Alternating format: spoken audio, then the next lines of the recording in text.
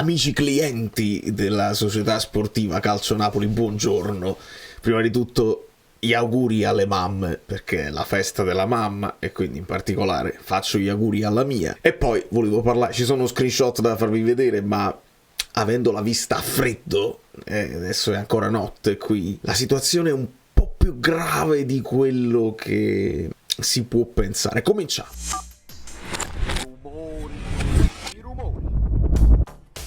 Allora, sentiamo anche le dichiarazioni di Lombardo, perché il Napoli va in silenzio stampa. Che novità, però le parole di Lombardo pure vanno analizzate, perché ci sono alcune 2 o 3 parole chiave che secondo me sono indicative.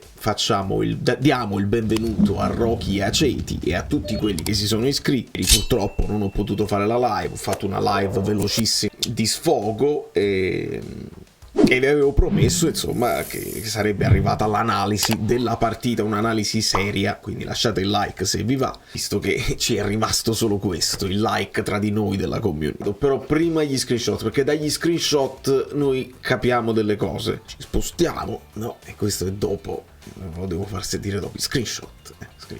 Gasperini sempre in mezzo. Via, anche perché non credo sia la soluzione, perché serve un uomo di carisma e Gasperini non lo so se in un altro ambiente riesce a essere così carismatico. A primo acchitto Gasperini guadagna il rispetto dell'ambiente dopo molti anni, quindi non lo so se è proprio la soluzione per noi. Partiamo proprio dall'inizio della partita, perché il Napoli comincia bene, comincia aggressivo e comincia voglioso di dimostrare che il Bologna è una sorpresa e che noi siamo quelli là forti che dovremmo stare là. E c'è questo pallone recuperato da Kvara molto alto, il Bologna si scambia il pallone e noi facciamo subito capire: guarda, questa non è la partita per palleggiare tranquillamente, vi aggredirei. E il Napoli aggredirà, però lo farà male, lo farà in maniera individuale. Questo è il problema principale di questa squadra, e che io, guardando la partita a freddo, rilevo: ognuno per sé. Questo è il problema secondo me più grave, perché nel frattempo si utilizzeranno parole contro i giocatori, la dignità, vergogna, tutta una serie di cose, indegni, tutto quello che volete, ma il loro impegno individualmente, vi assicuro, ce l'hanno messo. Stavano male, sono stati male all'interno della partita, e in alcune fasi della partita non riesci, sei bloccato, sei distratto. Non c'è il gruppo squadra, sai quando si dice essere squadra? Il Napoli non è squadra e manca quella figura carismatica della leadership che l'anno scorso era dell'allenatore e che in campo non c'è, e ognuno fa per sé. Questo è il problema principale, e purtroppo si risolve cambiando 25 giocatori, oppure a questi giocatori ne cambi 5 o 6, ma porti un leader in panchina e in società con quelli là quadrati, proprio grossi. A margine, ma non a margine, uno degli arbitraggi più brutti, più peggiori che abbia mai visto in vita mia, perché se è vero che il rigore che ci danno su Osimhen, quello che poi Politano sbaglierà, è veramente un rigorino, e lì mi trovo, nostro malgrado, d'accordo con Marelli che dice che è poca roba, e effettivamente quel rigore è poca roba, perché lo sfiora il piede, poca roba. È molto più rigore questo qua, e qua stiamo penso al 7° minuto, una cosa del genere. Qua gli prende proprio la gamba. In questo caso però Osimhen c'ha ancora la forza e la voglia di andare, ed è convinto di poterlo recuperare il pallone, però lo sbilancia, cade, poi dopo sarà calcio d'angolo. Ma qui Calafiori il pallone non lo prende la gamba. Se Osimhen rotola, il VAR può andarlo a vedere e poi si decide, ma sappiamo che l'arbitro può anche dire no, ho visto l'intensità, non la puoi decidere tu VAR, quindi se io ho visto si va avanti. Però questo è più rigore di quell'altro. Questa è l'azione del primo gol.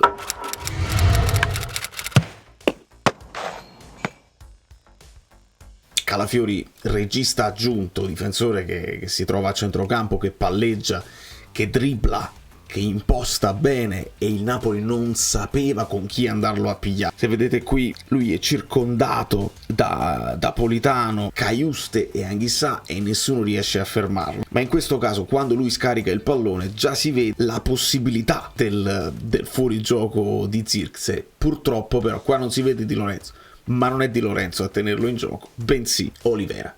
Qua sale bene Juan Jesus, che non farà una grande partita, lo soffre Zirkzee, ma è Olivera che non sale. E da questa inquadratura si vede meglio, ora senza lanciare delle grandi linee, ma bene o male si capisce, no? Si capisce. Nello specifico del gol, il cross è morbido, lento a rientrare, finisce proprio sulla testa di Ndoye, ci prova a saltare Di Lorenzo ma si trova fuori tempo e non ci arriva, però almeno ci prova, a differenza di quello che succederà dopo sul gol di Posch, dove Anguissa non ci prova proprio, sta proprio piantato a terra. In questo caso sì, Di Lorenzo perde il duello, ma non è che si è arreso e che si è disinteressato dell'azione, per capirci. Vi ricordate il giochino che facciamo sempre, la mezzala sinistra, che deve bloccare il primo pressing da parte dell'avversario quando il Napoli scarica dietro ai due difensori e fa il lancio. In questo caso il primo pressing però non lo fanno da destra, lo fanno da sinistra. Allora, che significa questo Caiuste qua?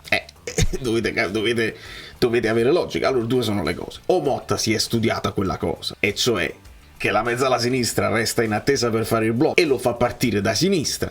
Però se lo fai partire da sinistra, questo lavoro lo deve fare Anguissa. E che significa Anguissa e Osimhen che partono lasciando Zirkzee libero di andare in pressing sui due centrali e non permettendoci il lancio tranquilla? Già vuol dire che non siete sul pezzo, perché in questo momento vedete Zirkzee solo là, Anguissa si deve fermare e lo deve bloccare. Prima cosa che i giocatori non se ne accorgono, benissimo, se ne deve accorgere Calzona e te lo deve dire, ma abbiamo altre occasioni per farlo. E qua Calafiori in questo caso sembra che salti su Juan Jesus, ma in realtà non si vede perché è proprio schiacciato, ma c'è Lobotka qui, questa testolina è Lobotka, salta, Juan Jesus è più dietro, salta su Lobotka, salta in mezzo tra Rachmani e Lobotka, gli salta in testa, fa la sponda e Posch scappa a Olivera, ce l'aveva Olivera, mentre qui è proprio fermo, statico Anguissa, la palla quasi rimbalza su Posch, è anche un gollonzo se vogliamo, un gol abbastanza casuale per come arriva, però reattività zero purtroppo.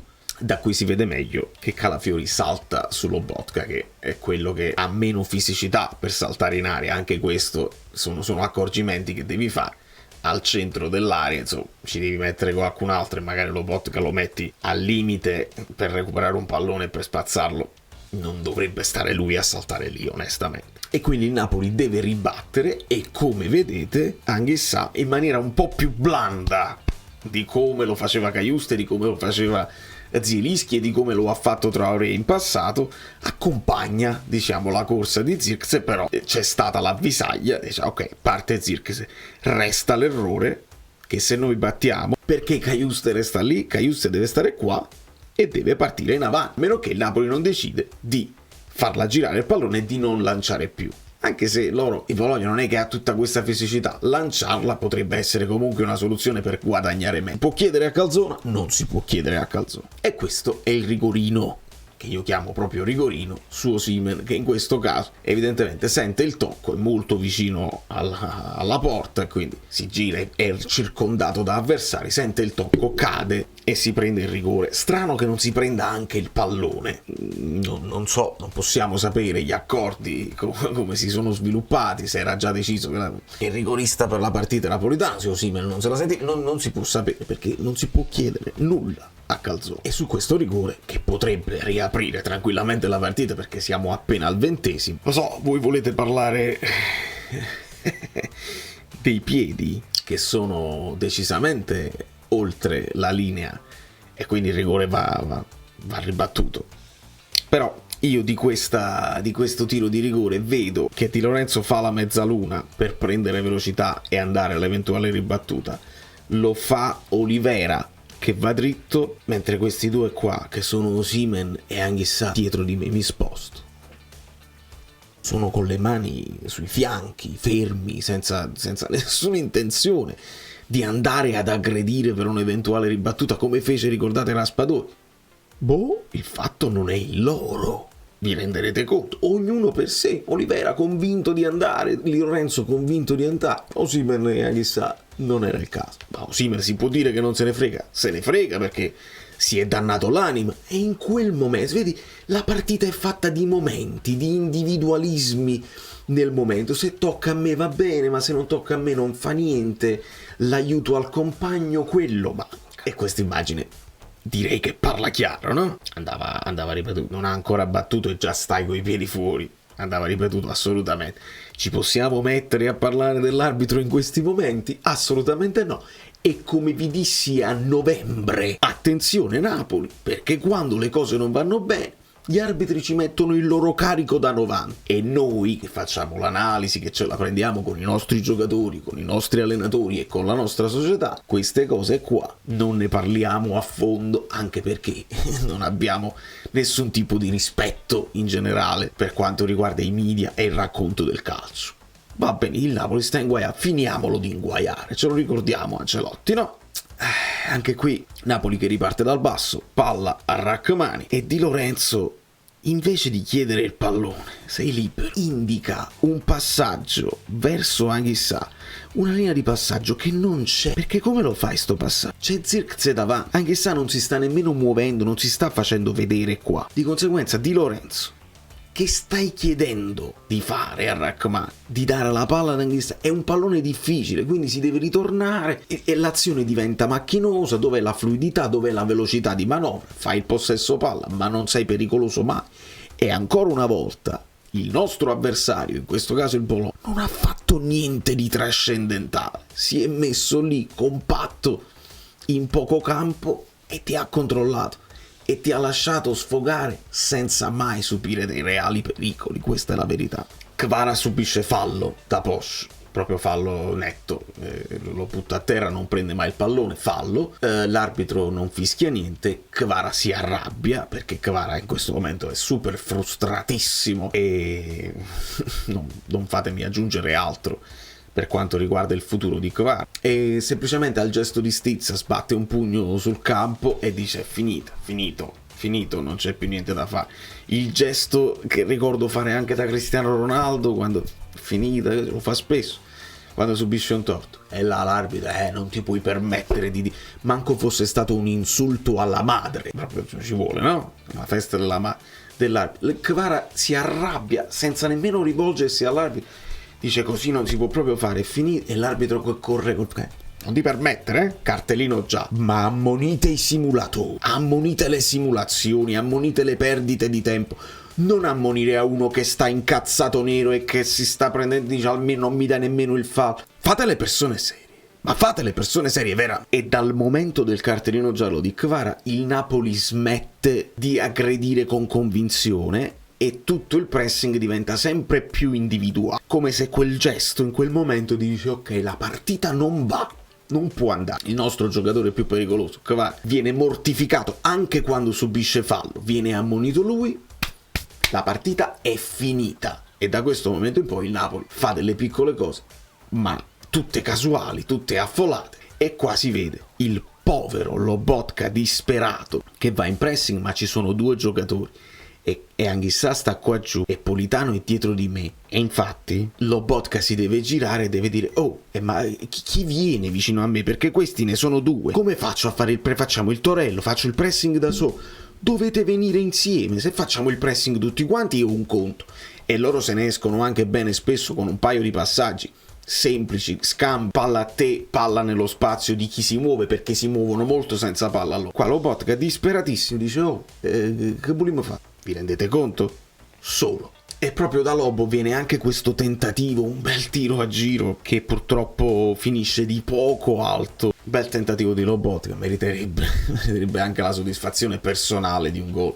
Poi c'è pure un'immagine finale dove Lobotka è praticamente in lacrime e viene consolato da Saelemaekers quando c'è il capitano vicino che sta lì e non fa nulla, non dice nulla, e ognuno è solitario nella propria disperazione. Qui Osimhen chiede un altro fallo da rigore per questa manina sul braccio.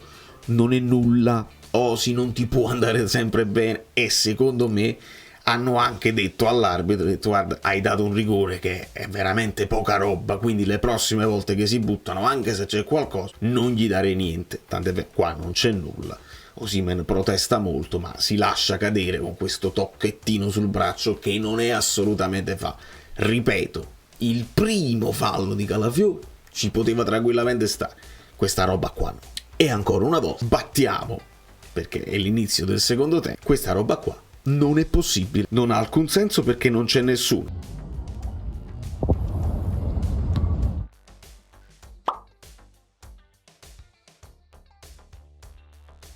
Che ti sta venendo a pressare. Quindi se stiamo battendo, tu che sei alto, Cajuste, devi andare a prendere il lancio che faranno i centrali. E in questo caso Anghissà, che dovrebbe bloccare Zirkzee perché l'hai visto fare anche nel primo tempo, non lo blocca e va in avanti. Vicino c'è Osimhen che anche lui dovrebbe correre in avanti e ricevere il lancio, e come vedete ognuno per se stesso, non c'è organizzazione, non si ascoltano quello che ti dice l'allenatore, così ognuno fa i fatti suoi. Dopodiché mi si parlava del possibile cartellino rosso per Cajuste, assolutamente no. C'è questo spalla a spalla, c'è un contatto di corpi dove chiamano il fallo, e subito dopo questo Cajuste si allunga in scivolata, tocca il pallone e piega anche le gambe. Si vede bene nella seconda diapositiva. Come vedete, dopo aver preso il pallone lui le piega anche le gambe per non andare poi all'impatto. Quello che ha la gamba tesa è quello del Bologna, in realtà. Se vogliamo, il fallo era di quello del Bologna, poi lui si rotola, eccetera, eccetera, chiama il fallo al contrario, ha ammonito Cajuste, ma vi ho già spiegato come funziona. Sei debole anche con gli arbitri. Come ad esempio, al 57esimo, è un 1-2 molto molto importante, molto molto interessante tra Lobotka e Kvara. Lobotka viene buttato a terra con una spallata che si disinteressa del pallone, fallo netto, un blocco da cartellino giallo, tant'è vero che tutta la panchina, e se non sbaglio questo è Meluso in testa alle proteste di tutta la panchina, come vedete protestano tutti, entrano in campo, era un fallo clamoroso. Quelli della panchina sì, ma in campo gente con la testa bassa, gente che cammina, gente che fa le cose sue, ognuno per se stesso. Zirkzee scappa a Juan Jesus e tira.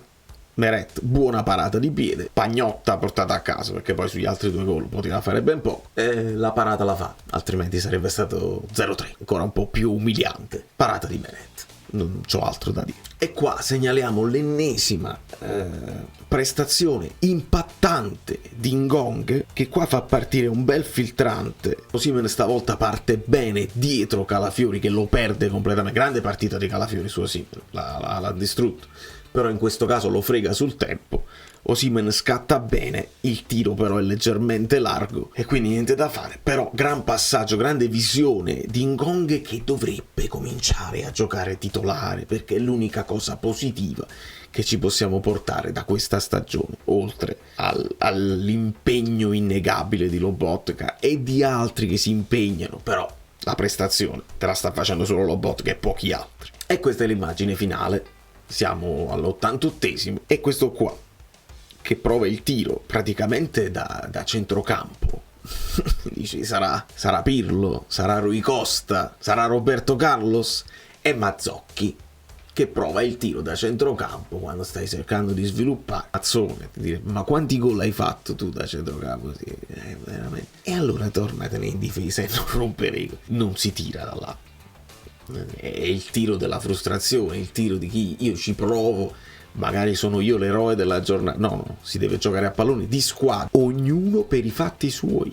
Di conseguenza mi sposto da questa parte e ascoltiamo le parole di Lombardo. Anzi, mi sposto di qua così metto una bella foto. Allora, innanzitutto scusarci con i media per il silenzio stampa, che però diciamo è un'eventualità prevista in alcune situazioni, quindi lo abbiamo deciso, lo ha deciso l'allenatore, il gruppo squadra, il presidente De Laurentiis ha accettato naturalmente la decisione. Il momento è complicato, ma spiegatemi questa cosa. Il silenzio stampa lo decide l'allenatore con la squadra, con il gruppo squadra.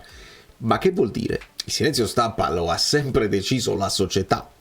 Quindi anche questa cosa, che poi non può essere smentita da nessuno perché sei in silenzio stampa, quindi i giocatori non possono neanche dire no, noi vogliamo parlare, ce la vogliamo mettere la faccia. Silenzio, si scusano che i giocatori e l'allenatore hanno deciso del silenzio stampa, quando poi Calzona invece aveva voluto fare lui l'ulteriore conferenza per parlare di alcune cose e per lanciare dei messaggi. Adesso il silenzio stampa lo decide la squadra e De Laurentiis lo accetta, ognuno per i fatti suoi. C'è anarchia più totale, dove si vede una società che praticamente lascia decidere all'allenatore, che poi è un allenatore in vacanza, è un allenatore a tempo.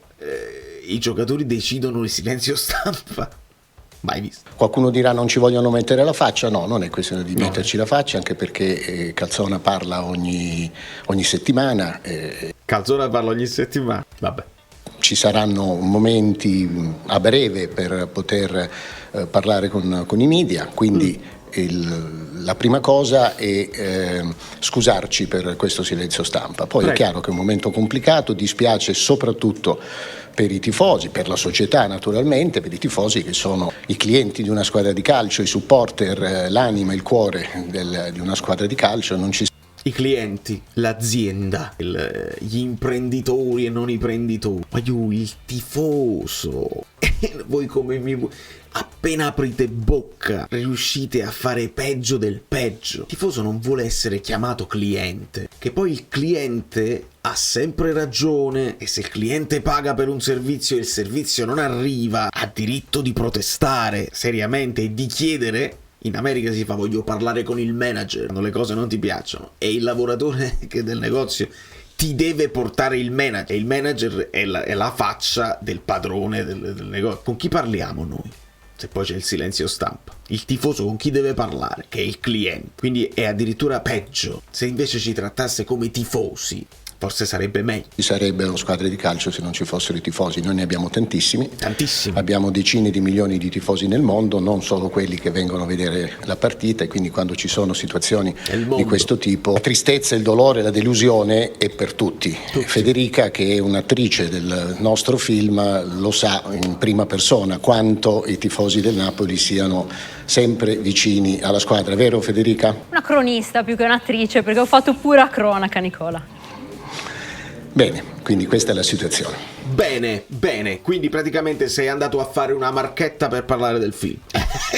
Di cosa devo pensare? I tifosi nel mondo, quelli là che non trovano la maglietta, quelli là che la nuova era da Napoli al mondo completamente abbandonati, e non ci fate le conferenze pre-partita e non facciamo nemmeno più le conferenze post-partita dove almeno possiamo sfogare e possiamo sentire. Non state nemmeno più raccontando le partite sui vostri canali ufficiali. Signori, avete mollato voi società prima dei giocatori che fanno ognuno i fatti loro. Avete mollato completamente. E quindi quali sono le prospettive per il futuro? Lo sapremo presto quali sono le prospettive per il futuro. D'altra parte, io ricevo dall'amico bellino Angelo un reel di Ancelotti che entra in conferenza così. Tengo una pregunta para vosotros. ¿Qué rueda de prensa es el día hoy de la temporada? Mía. 101, muy bien. Preparado, muy bien. Adelante. Ancelotti, nella serenità e nella cosa. Faccio io una domanda a voi. Che numero di qual è? Questa è la conferenza numero quanto? Quante conferenze abbiamo fatto finora? 101. Il Real Madrid però. Quelli che vanno avanti, che fanno conferenze di Champions, che vanno avanti in tutte le competizioni. Loro sono arrivati a 101 e noi ci siamo fermati mesi fa perché non si possono fare 100 conferenze, non esiste proprio. Qualcuno mi aveva fatto notare anche che avevo indovinato i due marcatori e queste sono le piccole soddisfazioni, almeno il divertimento. Non diventiamo virali, non spacco niente, ci sono altri canali, altri creators che spaccano, che dicono le parole che fanno piacere a tutti sentire, che se la prendono con i giocatori. Io invece cerco di andare un pochino oltre e di pensare come si può risolvere questa cosa qua. Si possono cambiare 20-22 giocatori, è difficile, è difficilissimo, quindi serve una leadership fortissima, serve uno che riesca a fare il lavoro che ha fatto Spalletti nella testa, che Di Lorenzo non è questo giocatore qua da 4, però probabilmente non è nemmeno il giocatore da 8 che ha performato l'anno scorso. Probabilmente Di Lorenzo è un giocatore da 6, che la fascia sul braccio finché si vince va benissimo, ma quando le cose vanno male è troppo anche per lui, non può fare tutto. E lo diciamo da 4 anni, non è un robot, mentre lo chiamano Robocop così, non lo è, ed è andato in difficoltà. Di conseguenza un giocatore da 6 che va benissimo, se ti devi andare a qualificare per la Champions, ma deve valere 6, e se un allenatore è bravo lo fa valere 8 o 7. Deve arrivare un allenatore bravo, bravissimo, deve arrivare un direttore sportivo, però non devi chiamare un Meluso, e non so nemmeno manna nello specifico cosa vuol dire a livello di leadership là dentro. Secondo me niente, però aspettiamo, come abbiamo aspettato, come abbiamo dato credito a De Laurentiis per la grande annata che abbiamo visto l'anno scorso. Il credito è finito, adesso bisogna parlare chiaro e bisogna dimostrare che si hanno le idee chiare per il futuro. Ma mi devi dimostrare che hai capito gli errori, e non che il tuo errore è stato di non incatenare Spalletti, perché incatenare non si può fare, È chiaro. E se è vero che questo video risulta lunghissimo, avevo proprio voglia di fare una sorta di live che purtroppo non riesco a fare oggi per il che fare. I voti sono presto detti e voi potete contestarli. A Meret do 6 e non aggiungo altro. Do 5 a Di Lorenzo perché ci ha provato, poi perde il duello, ma ci ha provato. 5 a Rachmani e 5 a Juan Jesus. Non hanno avuto grandi grattacapi, ma quelle poche volte sono stati saltati a pie pari anche loro. 4,5 a Oliveira, perché è lui che mantiene in gioco Zirkzee, è lui che va a chiudere con una lentezza esasperante Odegaard, ed è lui che non propone niente e dovrebbe avere almeno la fisicità di garantirti fase difensiva. Non ti fa fase difensive e non ti fa fase offensive. Bisogna comprare 2 terzini sinistri più un terzino destro. Immaginate voi. 4,5. Anghissà 3. Non posso aggiungere altro. Basta ripetere sempre le stesse cose. Devo vedere Dendoncker. Basta. Cajuste purtroppo lo devi utilizzare perché non è più Zelis. Metti Traoré, è entrato malissimo. Lobotka 6,5, il migliore della squadra. È l'ultimo proprio ad abbandonare. Lui non l'abbandona la nave, affonda con la nave. Veramente è encomiabile, commovente Lobotka. Cajuste 5,5. Non fa, disfa. Perde palloni stupidi, ci prova. La partita cerca di portarla a casa. È un giocatore che non serve a nulla. Politano 4 non dà nulla su quella fascia. I Calafiori, i Christensen vanno e vengono e fanno quello che vogliono, e sbaglia anche il rigore. Osimhen 6 perché si danna l'anima, perché si procura il rigore, perché ci ha provato in qualche modo. Non è stata la sua partita, ma per me la sufficienza Osimhen la prende. E Kvara 5,5, si è dannato l'anima anche lui, non è riuscito a superare l'uomo con continuità troppe volte, però è stato anche mortificato dall'arbitraggio e dal fatto che subisci fallo e prendi tu il giallo, e da lì è troppo difficile per il ragazzo. Le sostituzioni, Calzona non abbiamo dato voti perché non si possono dare voti a gente che non fa l'allenatore di mestiere, basta. Ho capito, rivedendo la partita, cosa Calzona stava vedendo a livello di tenere bene, perché tenevamo bene il campo, non eravamo pericolosi, quindi per me metti Ngonghe al posto di Anghissà e cerca di aggiungere un po' di peso in attacco. Però ho capito Calzona e non mi piace, e quindi al 61esimo leva Politano e mette Ngonghe, che per me prende 6 perché ha un buon impatto. Quindi ho capito Calzona riguardando la partita a freddo. Era anche la voglia di non perché il Bologna gioca bene, tu perdi poi il centrocampo, imbarcate, ti sbilanci 0-3, 0-4, c'era la possibilità. Quindi questa è la motivazione che Calzona non vi può dire perché in silenzio sta. Dopodiché Raspadori al 70esimo al posto di Cajuste, facciamole queste sostituzioni. Ngonghe qui entra bene, Raspadori al posto di Cajuste finisce un po' sottopunta. Alla fine è sempre quella mezzala che dà una mano. Abbastanza impalpabile l'ingresso di Raspadori. Tra l'altro Cajuste infortunio, che dobbiamo capire perché fa proprio gesti, dice non posso continuare. Può essere pure gamba perduta a Cajuste, deve giocare Dendoncker, capiamoci, Dendoncker. Dopodiché all'81esimo, quando oramai è tardi, questa follia di 3 cambi che non significano niente, entra Mazzocchi a sinistra al posto di Oliveira. Traoré che finisce a 2 con Lobotka. Traoré regista con Lobotka davanti a lui, centrocampo a 2 incredibile. Raspadori si risposta a sinistra perché entra anche Simeone il sottopunta degli ultimi 5 minuti, dove si fa un paio di scivolate e l'umiliazione è completata. Quindi non si può sopportare più anche la gestione dei cambi di Calzona, che ha dimostrato che gli manca tantissima esperienza da allenatore in prima. E la nazionale slovacca è un'altra cosa, non è la Serie A in una squadra disastrata come il Napoli di quest'anno. Non voglio dare voti a Mazzocchi, né a Raspadori, né a Simeone, ma do 4,5 a Traoré, che è entrato malissimo, sbagliato palloni, cose.